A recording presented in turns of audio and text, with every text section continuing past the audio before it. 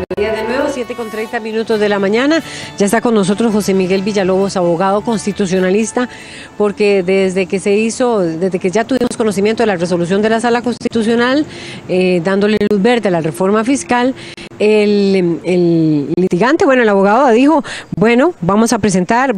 anuncio que presentaré acciones de inconstitucionalidad contra el plan fiscal, pero que lo haré una vez que el proyecto, por supuesto, sea aprobado con esos 29 votos que se afirma se requieren para ese segundo debate. Buenos días, José Miguel Villalobos.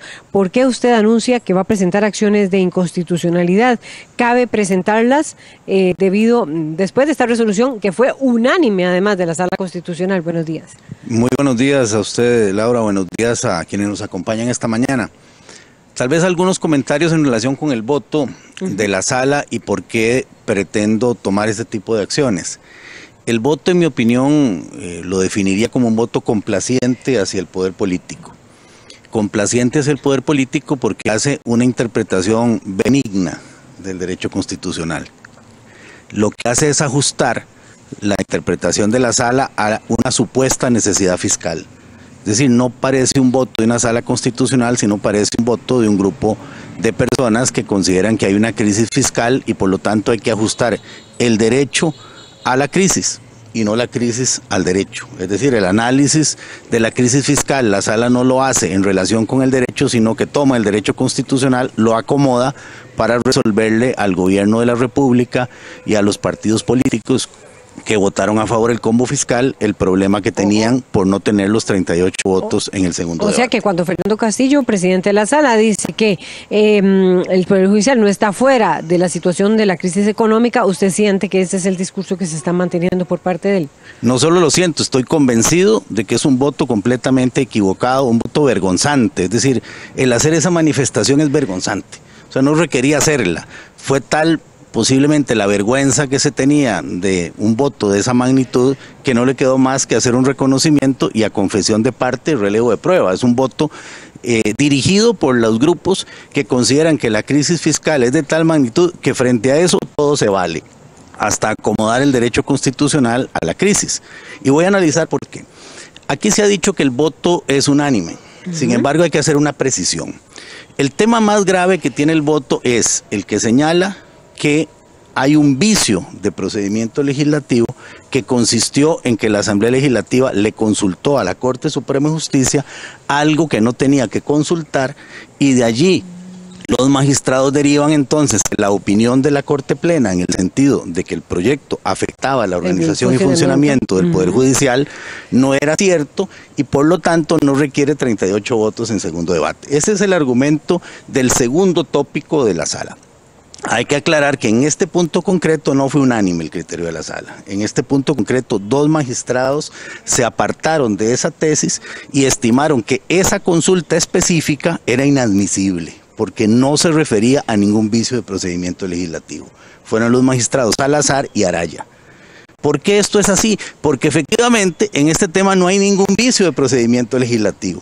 La Sala Constitucional, 5 magistrados, excluyendo a Salazar y Araya, que salvaron su criterio y dijeron que era inadmisible en este punto de la consulta, los restantes 5 dijeron que hay un vicio de procedimiento legislativo y que la Asamblea no debió consultar a la Corte Plena. Sí.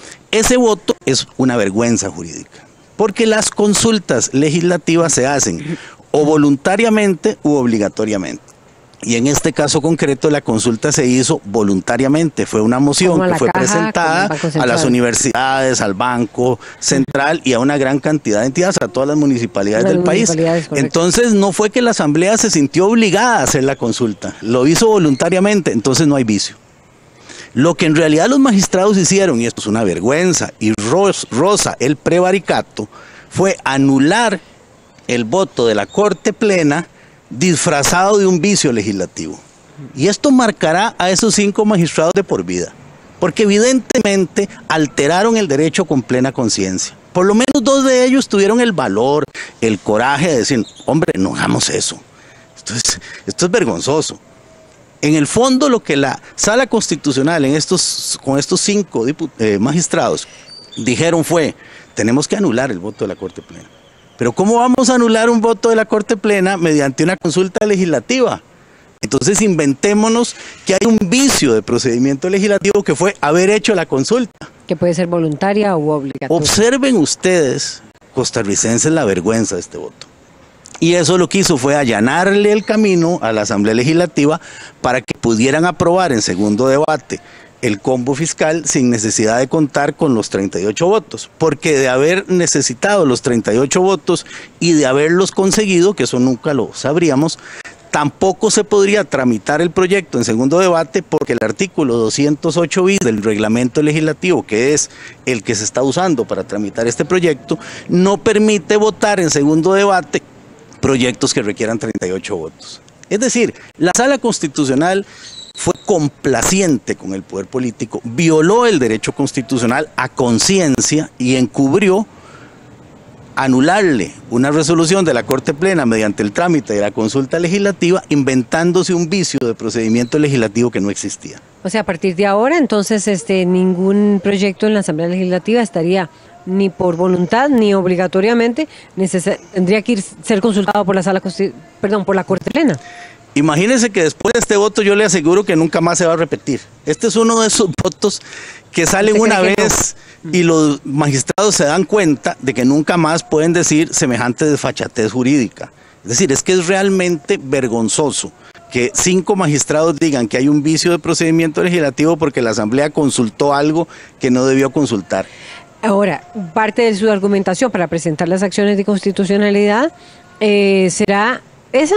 ¿Será este elemento uno de los temas? Sí, pero adicionalmente veamos qué sigue diciendo la Sala. Empecé por este porque para mí es el tema más grave.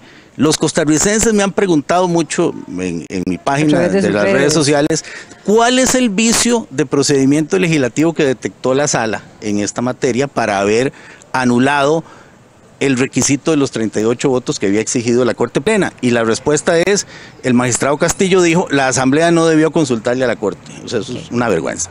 Pero además la Sala dijo que no se pronunciaba sobre los vicios que estaban en la tercera consulta por no tener las firmas necesarias y por haber sido presentado extemporáneamente.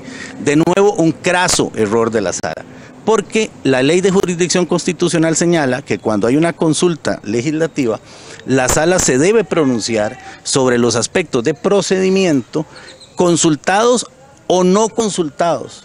Es decir, que de oficio debe analizar otros vicios eventuales de procedimiento que no estén en la consulta. Y si va a declarar una consulta como inadmisible, eso no hace que no tenga al frente un listado de vicios de procedimiento que, aunque la consulta fuera inadmisible por falta de firmas o por extemporaneidad, puede referirse a esos vicios. La ley de jurisdicción constitucional se lo permite. Y el magistrado Castillo, transmitiendo el voto en este punto tercero, fue unánime, dice que no encontraron vicios de los que le fueron consultados.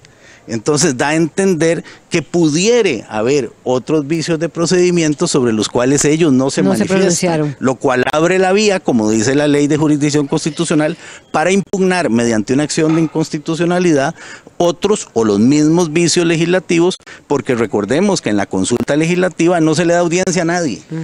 Nadie tiene oportunidad de pronunciarse, el plazo de deliberación es mucho más breve. Y el tercer aspecto que también llama enormemente la atención es sobre la primera consulta. Vea que empecé por la segunda, pasé a la tercera y ahora voy a la primera. En la primera dice la Sala que se va a pronunciar sobre aspectos de fondo que le fueron consultados en la primera consulta y considera que no hay vicios. Pero observe la forma en que la Sala Constitucional se pronuncia. Dice, considera la Sala que debe rechazar la consulta por estimar que no se violenta el fondo, ya en este caso es el fondo, porque, y dice, el proyecto debe interpretarse de la siguiente manera, es decir, lo que hace la Sala, vergonzosamente, es decir, sí viola la Constitución, pero si se interpreta de esta manera no se viola. Le voy a poner ejemplos. Cuando la Sala Constitucional dice, no se viola la independencia del Poder Judicial, porque debe interpretarse que la regla fiscal y todo lo que se refiere a controles presupuestarios del Poder Judicial no se aplican a los montos contenidos en el 6% del presupuesto nacional que se le debe destinar a la Corte Suprema de Justicia. Eso es un cambio a lo que dice el proyecto, porque el proyecto no hace esa salvedad. Dice la Sala Constitucional, en el artículo que dice que una vez vencidas las convenciones colectivas no se debe renegociar, dice la Sala, eso debe entenderse en el sentido de que sí se pueden renegociar. En el artículo que dice que las convenciones colectivas no pueden exceder los beneficios contenidos en otras normas, dice la Sala, debe entenderse que en las convenciones colectivas sí se puede negociar por encima de lo que dice la ley. Ahí tiene usted tres aspectos evidentes que eran inconstitucionales por el fondo, y la Sala vergonzosamente no se atrevió a declararlos inconstitucionales. De nuevo, una Sala complaciente con el poder. Los tribunales constitucionales nacieron para frenar el poder político. Esta Sala Constitucional en este voto ha renunciado a su deber primordial y ha sido absolutamente alfombra del poder político. Y lo digo como profesor que he sido de Derecho Constitucional y que participé en la creación de esta Sala orgullosamente cuando trabajé en el Congreso. Pero lo que vi en este voto es un grupo de magistrados complacientes con el poder que renunciaron a su obligación de frenarlo. A ese grupo de magistrados que usted hoy denuncia, usted les va a presentar acciones de inconstitucionalidad que va a argumentar y ¿qué cree usted que va a tener como respuesta ante esas acciones? Voy a hacer algunos comentarios, no todos los que me gustaría, porque también hay una estrategia a futuro de lo que un grupo de personas queremos hacer con las acciones de inconstitucionalidad. Primero, la ley de jurisdicción constitucional permite que una vez que un proyecto se consulte a la Sala previamente a su aprobación y la Sala da una resolución, la propia ley de la Sala dice que eso no implica que no se puedan presentar acciones de inconstitucionalidad a posteriori. Es decir, frente a algunas personas que dicen, si ya la Sala se pronunció, ¿para qué va a ir a la Sala? Bueno, porque la misma ley me lo permite. Segundo, estimo que hay argumentos planteados por esos magistrados que están totalmente errados. Y entonces voy a plantear una recusación contra esos magistrados. ¿Bajo qué argumentos? Han adelantado criterio, se han equivocado flagrantemente e inclusive estamos pensando en una eventual denuncia penal por prevaricato a esos magistrados, por haber inventado un vicio legislativo basado en que no se debió haber hecho la consulta. Eso es ridículo. Eso además es una expresión abiertamente contraria a derecho. ¿Por qué sería prevaricato? Porque habrían fallado en contra de la ley y es un delito. Y queremos que esto se analice con el propósito también de recusarlos porque han violentado sus deberes, han interpretado la Constitución al antojo del poder político. Y también vamos a ir a la Sala a hacer planteamientos sobre los temas de fondo que no fueron objeto de pronunciamiento ni de consulta y sobre aspectos de procedimiento que la Sala renunció a conocer. Le voy a dar dos ejemplos. La Sala tenía precedentes en otros casos de planes fiscales consultados. Claro, Abel Pacheco, Laura Chinchilla. En dos temas específicos. Se tenía que haber hecho las consultas antes de votarlo en primer debate y aquí se hicieron después. Y segundo, se tenía que publicar el texto con todas las mociones aprobadas antes de votarlo en primer debate y no después. Pero esos son los elementos de forma que presentó Walter Muñoz y que la Sala no se pronunció. Y se pronunció. Entonces, bueno, con la acción de inconstitucionalidad estarán obligadas a pronunciarse. Y tendrán que pronunciarse, ojalá, otros magistrados que esperamos los ciudadanos que tengan un criterio más independiente y sean artífices de la aplicación del derecho y no ejecutores de una voluntad política. Muchas gracias a José Miguel Villalobos por ponernos en perspectiva lo que ha sido la primera reacción y respuesta a lo que va a ser a esta resolución de la Sala Constitucional que todavía no ha sido trasladada aquí a la Asamblea Legislativa integralmente, ¿verdad? Solo el por tanto, digámoslo así, y que se espera con muchísimas ansias para conocer esos contenidos. Gracias por ponernos en perspectiva lo que ha sido su posición. Vamos al estudio principal con más información.